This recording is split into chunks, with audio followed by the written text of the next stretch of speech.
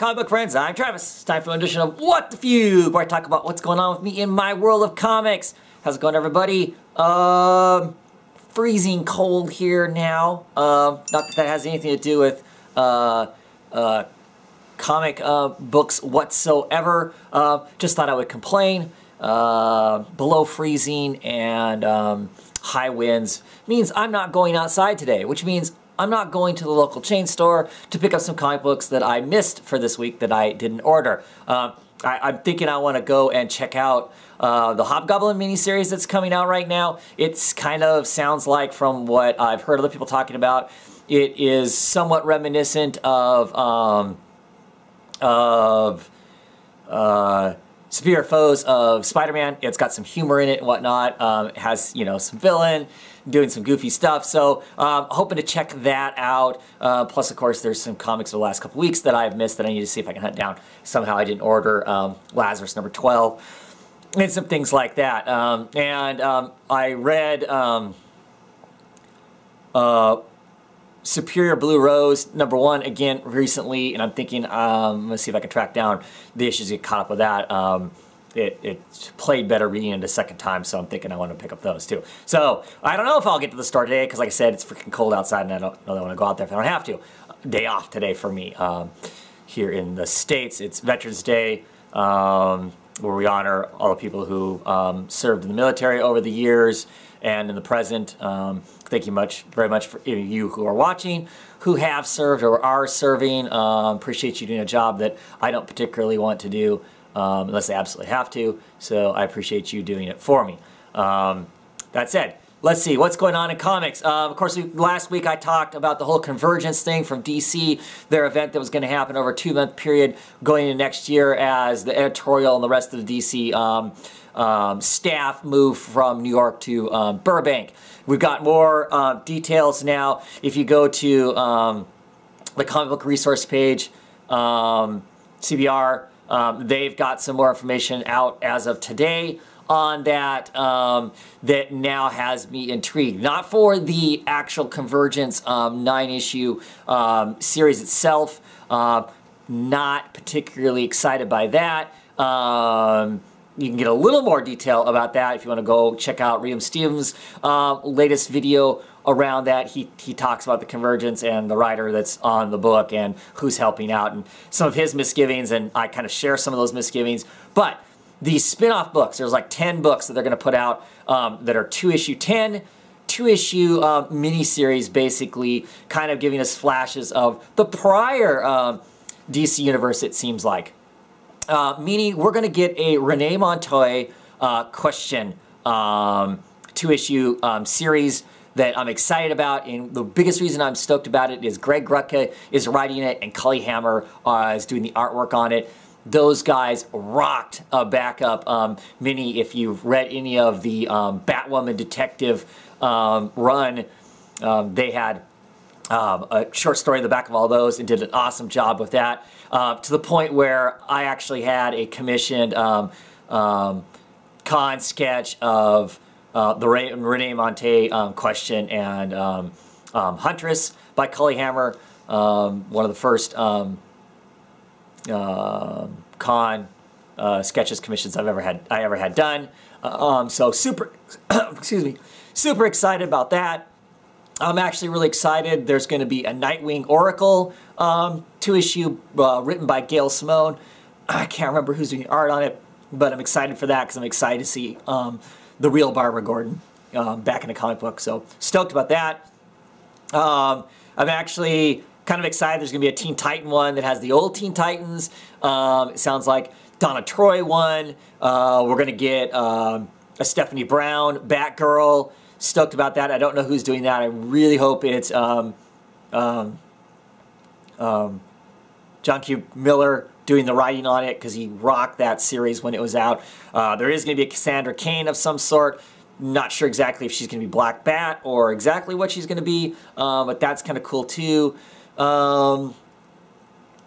Chances are, I mean, there's a Speed Boost one, which I probably won't be getting because I'm not a big Flash fan. But you know what? I'm thinking now probably I'm going to get a lot of these 2-issue miniseries things.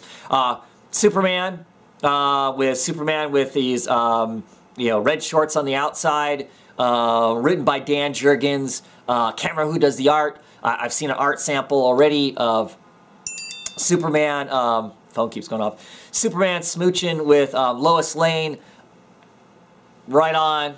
I'm thinking I'm going to pick up most of those. I'm going to save up money on the Convergence thing. I think I don't know that I'm very excited by that at all, but very curious about some of those other Centiles. So getting kind of excited about that. So I'm thinking that unless something dramatically changes between now and then, some of those I'm going to definitely pick up because I'm cool with the creators that are going to be on it, or I just want the nostalgia sake of getting to see some of those old characters back again, even though they're not in the New 52 universe. It seems like.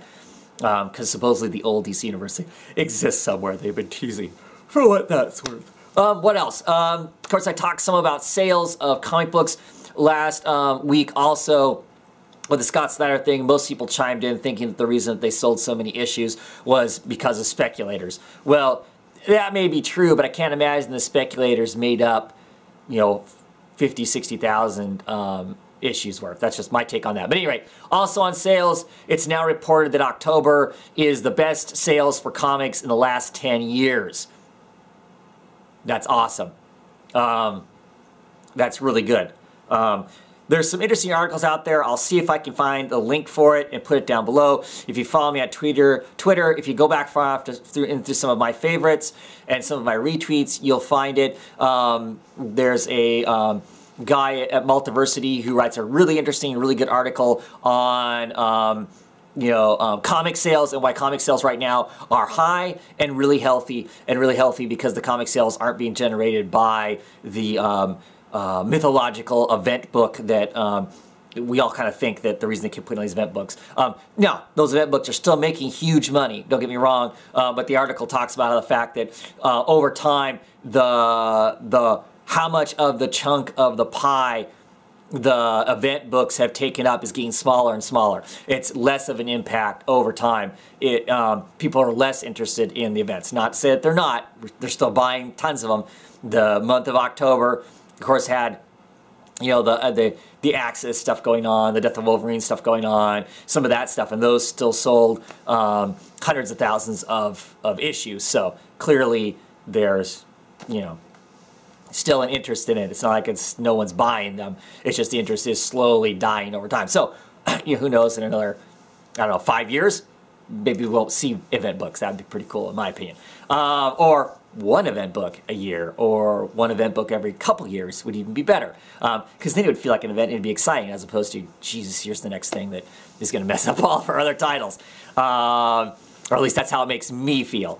So, all that is pretty cool stuff. My comics this week seem to be going on time. Comic Book Roundtable once again be on Saturday. I hope that you come and check it out. If you're interested in being on the show, let me know. I'll see if I can get you on. At the end of this video here, I'm going to splice together a couple other things that hopefully show some people some places where they can find these invites at, because I've had a number of new people come on and try to be on the show and not be able to figure out where the invite is popping up at for them to get on the show. And of course, talking to my other guests that I've had on the show, everybody seems to have, it shows up at a different place for them. So I happen to have been on a hangout with Longbox Review just a couple days ago, so I captured that as much as I could on video to get the initial of how it worked for me, and I turned my camera on my computer and briefly show you some places that for me it's shown up, or I've heard other people say that it shows up, and hopefully those of you who've been on my show or on Hangouts, any other people's Hangouts, you can kind of put down below where it is that you find those invites at, because I think it's different. The invite comes or looks differently depending on whether it is a hangout that's being broadcasted or it's a private hangout where it's just you hanging out, on video, chatting with some people and stuff. So that may be a difference too. Also, some confusion that might be around with me. I actually have 2 Google Plus accounts when the whole Google Plus was different than YouTube, and when they merged them together, it kind of messed up some things for me, and I ended up with a couple different accounts and haven't figured out exactly how to delete one without losing some information I don't want to lose, so I've just chosen not to. So you will see me either as Travis S, if it's just you're inviting me, or it's just a private hangout. But if you're getting a broadcast hangout from me, of course, it's always going to be Oddfellows Thoughts is where they'll come through at, and that's where most of my stuff is at, is under the Oddfellows Thoughts. Anyway, that's that. Enjoy this other little piece of footage. It'll be there, and I'll see you on the weekend for another roundtable. Have a great one, everybody. Okay, pardon the shaky cam. Here's my Twitter account. Let's see if we can find... I know I've got an invite. Actually, my cell phone squawked about it. Some of the places you can find the invite. Here I am on my Gmail account. There's this little bell right here. Sometimes you can click on it. It'll say no notification. Okay. Go over here, and this is my Google Plus page. Okay. So here it is. You know, the latest stuff. Scott running with comics, doing a video, and right here it says video call from Longbox, and it also shows it up here. Either place I can accept it at.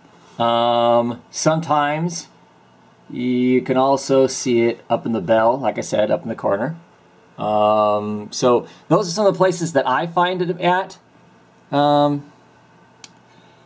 Let's see here.